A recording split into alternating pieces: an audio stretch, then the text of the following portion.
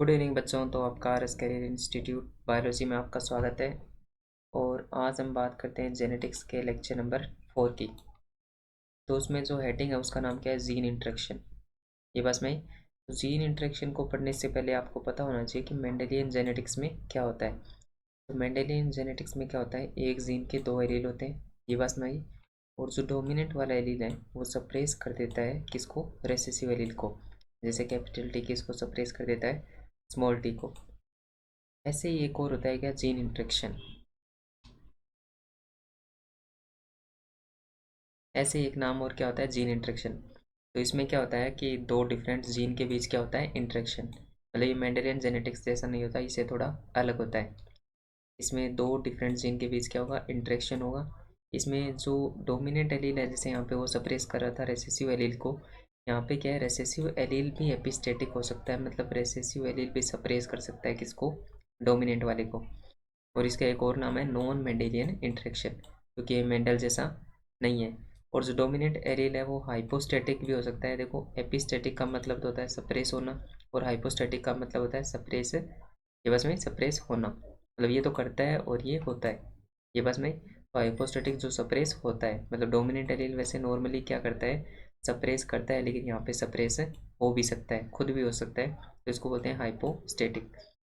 ये कॉमन बातें होगी किसकी, जीन इंटरेक्शन की, नॉर्मल जो बेसिक बातें हैं। अब बात करते हैं, ये वाली टेबल है, ये सबको याद होनी चाहिए कि जैसे इसमें कितने हैं, 16 है। ये बस में यहाँ पे A B, A small B, small A B, small A small B. ऐसे यहाँ पे भी 4 केमिट है, तो दोनों के बीच जो स्क्वायर बना के ये लिख रखे हैं। इस टेबल के बारे में आपको 6 चीज़ें पता होनी चाहिए कि पहली बात तो कैपिटल ए और कैपिटल बी दोनों साथ में कितनी जगह आते हैं, 9 जगह। एटलीस्ट कैपिटल ए, मतलब कैपिटल ए तो आए लेकिन कैपिटल बी नहीं आए, तो वो होती है 12 जगह। और एटलीस्ट कैपिटल बी कितनी जगह होता है, 12 जगह। ओनली कैपिटल ए मतलब क्या हो, इसमें तो क्या होता है कि कैपिटल ए तो होना ही चाहिए, उसके साथ कुछ भी हो चल जाएगा। लेकिन यहाँ पे कैपिटल ए हो लेकिन कैपिटल बी नहीं हो, तो वो कितनी जगह, 3 जगह। ओनली कैपिटल बी हो, कैपिटल ए नहीं हो, ये बस में, तो वो कितनी, 3 जगह। ना तो कैपिटल ए हो ना कैपिटल बी हो, मतलब ये वाला small A small A small B small B, ये कितनी जगह होता है, 1 टाइम। तो ये चीज़ें आपको याद है होनी चाहिए।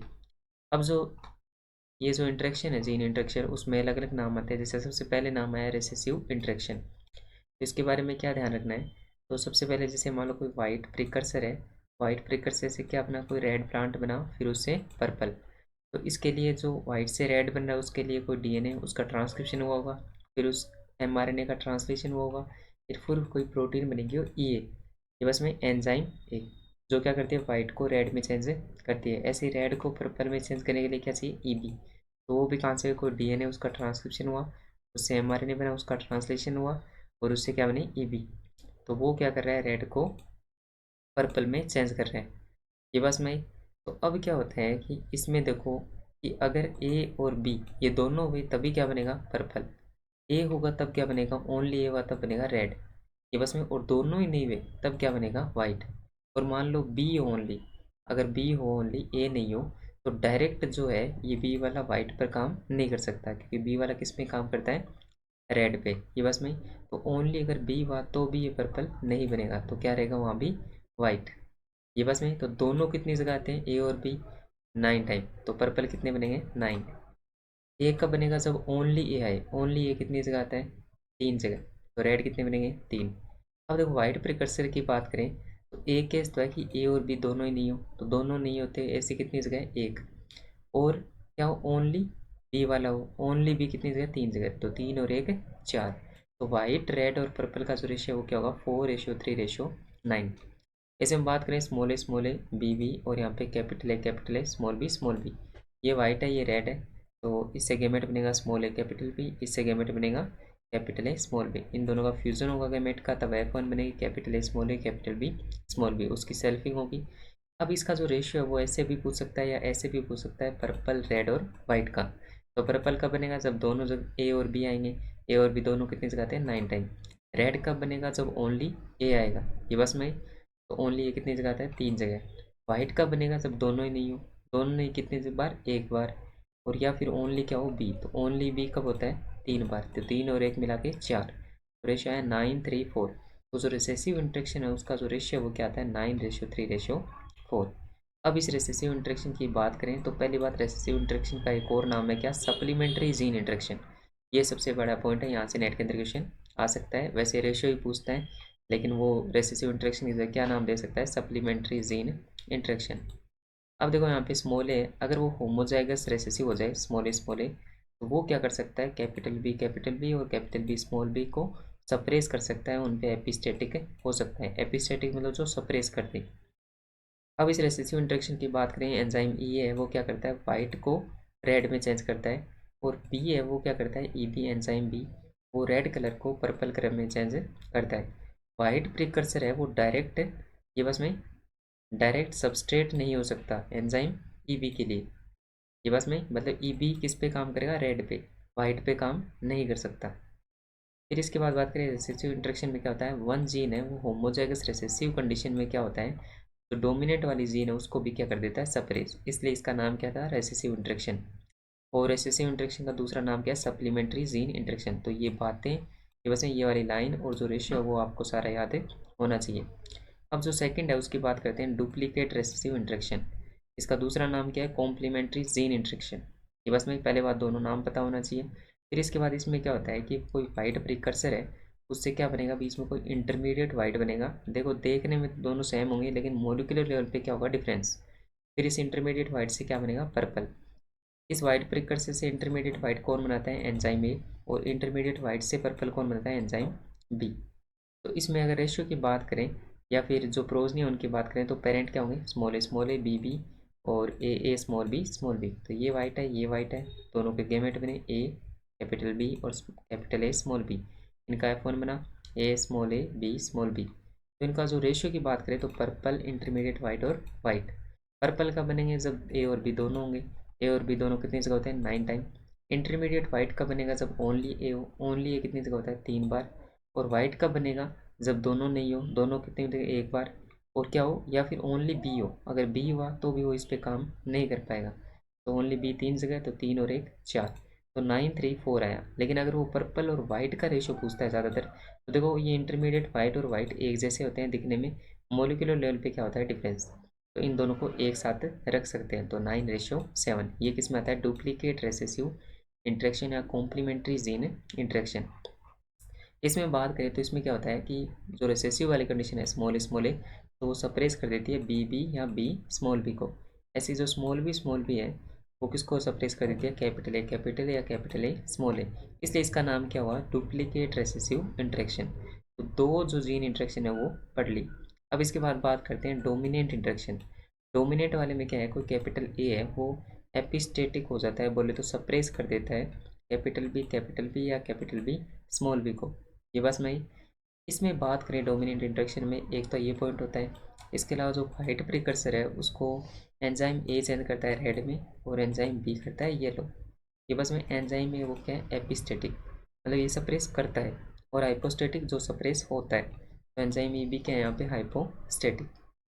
अब इसके बाद बात करें, इसमें जो प्रोजनी है वो क्या होती है, पेरेंट होते हैं ए कैपिटल बी और ए स्मॉल बी। देखिए येलो है, ये रेड है, ये बस में, और इन दोनों गेमेट बन के क्या होगा, फ्यूजन F1 बनेगा, फेलियर वन जनरेशन। तो capital A capital B small B. इसमें रेशियो की बात करें रेड येलो और वाइट की, तो देखो रेड कब बनेगा, मान लो अगर ए आ गया ना तो रेड ही बनेगा, तो एटलीस्ट ए कितनी जगह आता है, 12 जगह। येलो कब बनेगा, जब ओनली बी आए, ओनली बी कितनी जगह आता है, 3 बार। और वाइट कब बनेगा, जब दोनों ही नहीं हो, तो दोनों कितनी जगह नहीं होते, 1 बार। वो टेबल अभी याद कराई थी, तो इसका रेशियो आएगा 12:3:1, 12:3:1। तो ये किस में आता है, डोमिनेंट इंटरेक्शन में। तो आपको ये एक पॉइंट और ध्यान होना चाहिए कि डोमिनेंट इंटरेक्शन में जो एक जीन है वो एपिस्टेटिक हो जाता है, बोले तो सप्रेस कर देता है दूसरे जीन को। कौन सी कंडीशन में, डोमिनेंट कंडीशन के अंदर। अब जो फोर्थ है जीन इंटरेक्शन उसकी बात करें, उसका नाम क्या है, डुप्लीकेट डोमिनेंट इंटरेक्शन। इसमें क्या होता है, कोई वाइट प्रिकर्सर होता है, उसे रेड बनता है, कौन बनाता है, एंजाइम ए, और एंजाइम बी भी क्या बनाता है, रेड। तो इसमें रेशियो की बात करें तो किसकी बात करेंगे, रेड और वाइट की। तो देखो वाइट कब बनेगा, जब दोनों नहीं हो, तो दोनों कितनी जगह नहीं होते, 1 बार। कैपिटल और कैपिटल भी कितनी जगह नहीं होते, 1 बार। तो वाइट तो एक ही बनेगा, और रेड टोटल 16 है, तो 16 में जो 15 है वो क्या बनेंगे, रेड। क्योंकि ए भी रेड बना रहा है, बी भी रेड बना रहा है, दोनों होंगे तो भी रेड बन रहा है, तो रेड कितने बनेंगे 15। तो इसमें डुप्लीकेट डोमिनेंट इंटरेक्शन में रेशियो क्या आएगा 15:1। इसमें पेरेंट की बात करें तो A B B into A B B, ये रेड और इसके गैमेट बन के फ्यूजन होगा, एफोंजनेशन बनेगी, ए बी बी, वो भी रेड बनेगा, फिर उसकी सेल्फिंग कराएंगे तो प्रोजनी बनेगी 16 में से 15 रेड और 1 वाइट। तो ये रेशियो आपको याद होना चाहिए। इसके बाद में जो फिफ्थ जीन इंटरेक्शन है उसका नाम क्या है, इनहिबिटरी इंटरेक्शन। इनहिबिटरी इंटरेक्शन में बात करें तो वो जो वाइट प्रिकर्सर है वो उसको एंजाइम ए तो बनाता है पर्पल, और एंजाइम बी क्या बोलता है मैं कुछ नहीं बनाऊंगा, और जो ऊपर वाला है उसको भी क्या कर दूंगा ब्लो, ऊपर वालों को भी क्या कर दूंगा ब्लो। तो इसमें या तो वाइट बनेगा या पर्पल बनेगा, ये बस में। तो इसमें जो पेरेंट है वो क्या है, capital A small B into small A capital B. तो ये पर्पल है, ये वाइट है, इनसे गेमेट बने, फिर उनका फ्यूज़न हुआ तो क्या बना, capital A capital B white, और इसकी सेल्फिंग कराए तो 16 बने। तो इसमें रेशियो की बात करें तो रेशियो निकालेंगे वाइट और पर्पल का।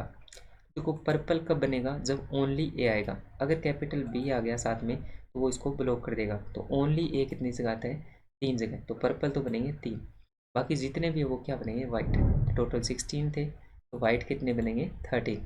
ये रेशियो आपको याद है होना चाहिए। तो 13:3 किस में आता है, इनहिबिटरी इंटरेक्शन, जो किसका टाइप है, जीन इंटरेक्शन का। अब जो सिक्स्थ जो जीन इंटरेक्शन है उसकी बात करें तो उसका नाम क्या है, पॉलीजेनिक इनहेरिटेंस। तो पॉलीजेनिक इनहेरिटेंस में क्या होता है कि कोई वाइट प्रिकर्सर है उसको एंजाइम ए पिंक में चेंज करता है, एंजाइम बी भी पिंक में चेंज करता है, और जब दोनों होते हैं तो क्या बन जाता है वहाँ हॉट पिंक। कौन सा कलर, रानी कलर। इसमें जो पेरेंट की बात करें स्मॉल ए और बी बी इंटू ए स्मॉल बी, ये भी पिंक है ये भी पिंक है, अगर दोनों हुए तो उनसे गैमेट बनेंगे, फ्यूजन होगा, एफोंजनेशन बनेगी, कैपिटल बी स्मॉल बी, तो ए और बी दोनों है, इसलिए यहाँ पे क्या बनेगा हॉट पिंक या रानी कलर। इसकी सेल्फिंग कराएंगे तो 16 बनेंगे, ये बस में, क्योंकि 4 की पावर 2 क्या होता है 16। टोटल कॉम्बिनेशन देखें तो 4 की पावर 2, दो जीन है इसलिए 4 की पावर 2 इक्वल टू 16। अब रेशियो की बात करें तो यहाँ 3 रेशियो होंगे, एक हॉट पिंक का और एक वाइट का। तो देखो हॉट पिंक कब बनेंगे, जब ए और बी दोनों होंगे, ए और बी टेबल में कितनी जगह होते हैं 9 है, तो ये हो गया 9। पिंक कब बनेगा, या तो ओनली ए आए, कितनी जगह आता है 3 जगह, या ओनली बी आए तो वो भी 3 जगह, तो 3 और 3 6, ये बस में। और वाइट कब बनेगा, जब दोनों नहीं हो, तो दोनों कितनी जगह नहीं होते 1 टाइम, तो इसका रेशियो क्या होगा 9:6:1। पॉलीजेनिक इनहेरिटेंस में जो रेशियो वो क्या था 9:6:1। अब जो नेक्स्ट जो जीन इंटरेक्शन है उसका नाम क्या है, एडिटिव जीन इंटरेक्शन। मतलब क्या होता है कुछ जुड़ के कुछ नया बना लेंगे, या दूसरा नाम है इसका क्यूटीएल, क्वांटिटेटिव ट्रेट लोकाई, ये बस में। इसकी बात करते हैं, एक पॉइंट आपको अच्छे से ध्यान होना चाहिए, क्यूटीएल के अंदर है कंटिन्यूस वेरिएशन मिलता है, मतलब जितना डिफरेंस आएगा उतना भी आगे ही डिफरेंस आएगा। इसमें एक एग्जांपल लिख रखा है ए और बी स्मॉल बी, तो मान लो कैपिटल ए का एलील का कितना है वेट 100 ग्राम, बी का 100 ग्राम, स्मॉल ए का 50 ग्राम और स्मॉल बी का 50 ग्राम। अब जो पेरेंट्स है वो क्या है A B into small B, उनका क्रॉस कराया और गैमेट बना और उससे एफोंजनेशन बनी, capital A capital B small B. इसके बाद बात करते हैं, लेकिन उससे पहले ये पॉइंट आपको ध्यान होना चाहिए, क्यूटीएल क्वांटिटेटिव ट्रेट लोकाई के अंदर कंटिन्यूस वेरिएशन को मिलता है, मतलब थोड़ा थोड़ा डिफरेंस मिलेगा, वो भी कैसा कंटिन्यूस। तो कंटिन्यूस वेरिएशन मिलता है किसमें, क्यूटीएल में, नेट में क्वेश्चन आया हुआ है। अब इसके बात करें एडिटिव जीन इंटरेक्शन की, तो ये सब का वेट आपको पता चल गया।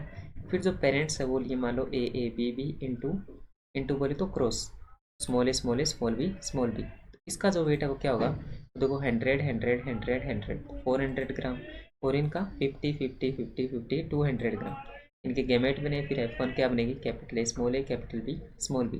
तो दो तो क्या हो गए 100 के, दो हो गए 50 के, तो 200 और 300 ग्राम। अब इसकी क्या करेंगे सेल्फिंग, ये बस मैं। तो इसमें बात करें तो जीन कितने हैं, दो जीन के 4 एलील, ये बस मैं। तो देखो 4 एलील हैं, तो 4 एलील या तो क्या हो सकते हैं कि 4 डोमिनेंट या 0 रेसेसिव, ये बस मैं, या फिर 3 डोमिनेंट 1 रेसेसिव, ये बस में, या 2 डोमिनेंट 2 रेसेसिव, या 1 डोमिनेंट 3 रेसेसिव, या 4 रेसेसिव और 0 डोमिनेंट, ये सारे केस हो सकते हैं।